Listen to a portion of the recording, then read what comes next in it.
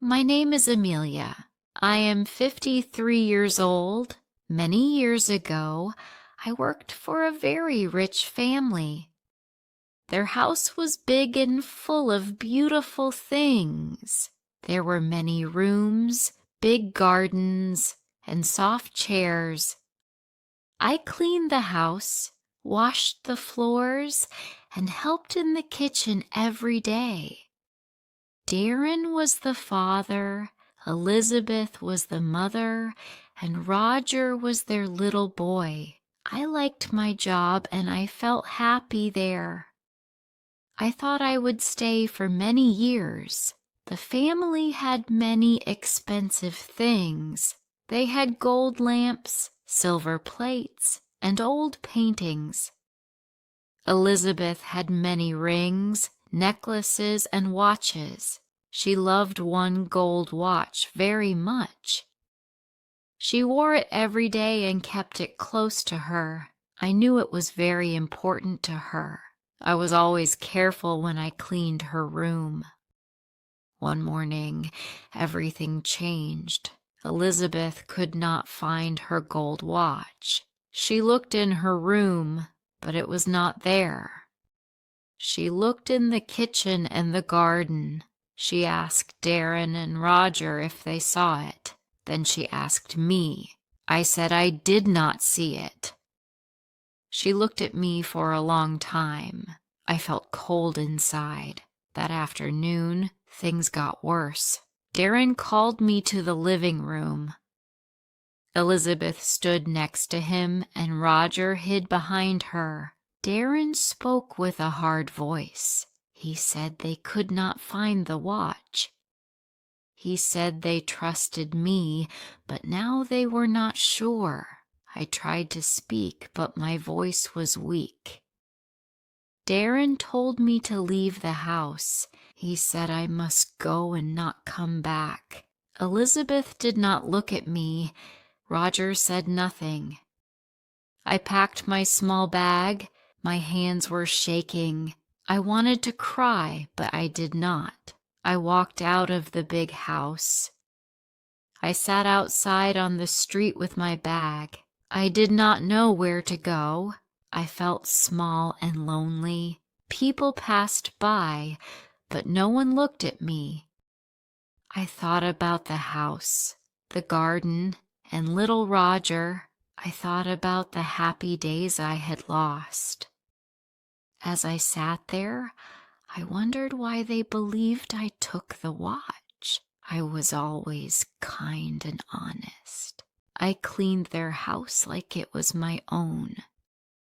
I loved working there, but now they thought I was a thief. I closed my eyes and wished the day would end. I stayed on the street for a long time, feeling cold and tired. The day was slow and the sun went down.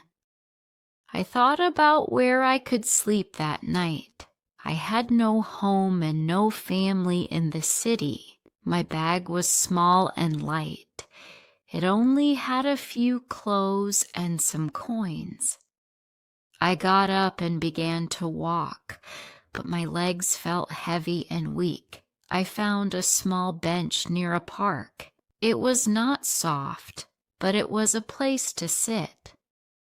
I closed my eyes and tried to sleep, but my mind was full of sad thoughts. I missed my little room in the big house. I missed hearing Roger laugh in the morning.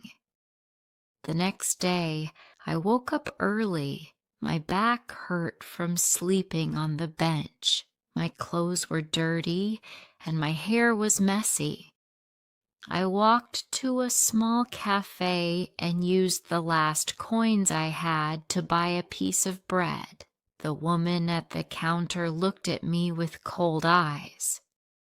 I sat near the window and ate slowly. Later, I went to the market to look for work. I asked many people if they needed help. Some people said no, and some didn't even answer me. A man selling apples told me to move away. I tried to stay strong, but my heart was breaking. I wanted to cry, but I held the tears inside. I walked all day, but I found no work. That evening, I sat again near the park. I thought about my life before. I thought about Elizabeth and Darren.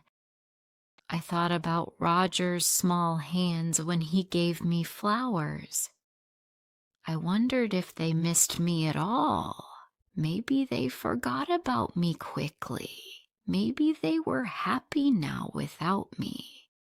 Suddenly, I heard a voice calling my name. I looked up and saw a woman running toward me. It was Elizabeth. Her face was red. She wore a long coat, and in her hand she held something small and shiny. My heart began to beat fast. I stood up, but I did not know what to say. Why was she here? What did she want from me now? Elizabeth came close and held out her hand. In her hand was the gold watch. It was not lost. It was never stolen. She looked at me with tears in her eyes. She said they found the watch. It had fallen behind a big chair in the living room. They only found it when they moved the furniture to clean.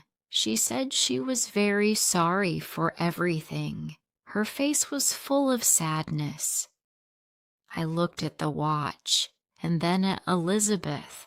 I felt happy that I was not a thief, but then I also felt sad for all the pain. I felt angry that they did not trust me. I wanted to scream, but I said nothing. Elizabeth asked me to come back to work. She said they missed me. She said Roger cried for me every night. But I said nothing. I did not take her hand. I did not move. I looked at Elizabeth standing there with the watch in her hand. I thought about the cold words they said to me. I thought about the long night I spent on the bench. I thought about how they did not believe me when I told the truth. I wanted to forgive her, but it was not easy. Elizabeth spoke again. She said Darren felt very bad too. She said Roger asked for me every morning. She told me they wanted me back at the house. She said I would have my room, my bed, and my work again. She promised they would never doubt me again. I listened to her words, but I stayed still. I was not sure if I could trust them again. Trust is easy to break and hard to fix. It is hard to go back to a place where your heart was broken. Elizabeth put the watch into her pocket and wiped her eyes. She said she understood if I could not forgive them. She said she just wanted me to know the truth. Her voice was soft and full of tears. I could see she really felt sorry, but I still felt cold inside. I thought about finding a new place where people would trust me. Sometimes it is better to move forward than to go back. Elizabeth waited for me to say something. I opened my mouth, but no words came out. I just shook my head slowly. I picked up my bag and began to walk away.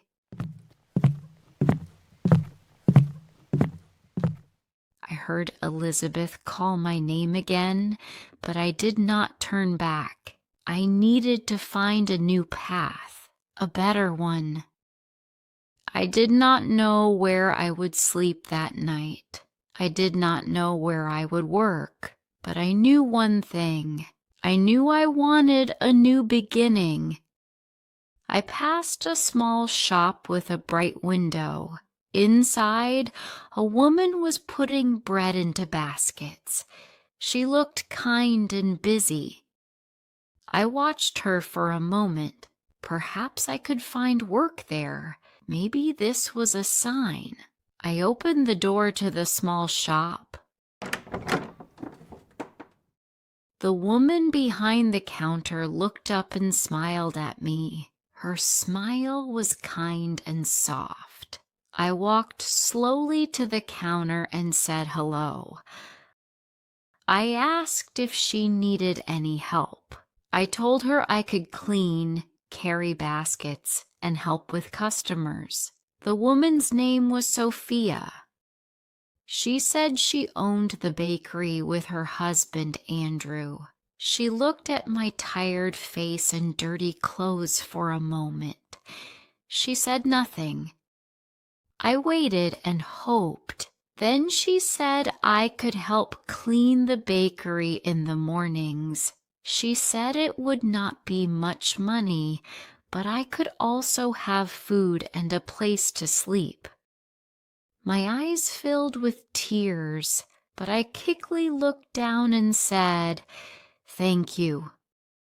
Sophia showed me a small room behind the bakery. It had a little bed, a table, and a small window. It was not big or beautiful like my old room, but it was warm and safe. I put my bag on the floor and sat on the bed. I felt so tired, but also a little stronger. I had a place to stay now. I had a chance to start again. That night I slept deeply for the first time in many days. The next morning I woke up early. I washed my face and brushed my hair. I wanted to look clean and ready. I swept the floor, cleaned the tables, and washed the windows. Sophia smiled when she saw my work. She said I was fast and careful. Her husband Andrew also smiled and gave me a fresh piece of bread. I felt happy again. I was not a lost girl anymore. Sophia and Andrew never spoke to me with cold voices. They trusted me. One evening, after a long day of work, Sophia sat with me. She asked me about my past. I told her a little about the rich family, the lost watch, and how they sent me away. She listened carefully and said that sometimes people make mistakes. She said that good people can be hurt by the mistakes of others. I felt a little better when I heard her words. I began to smile more. One afternoon, as I cleaned the window, I saw Roger across the street. He held his mother's hand tightly. Elizabeth stood beside him, looking at the bakery. For a moment our eyes met.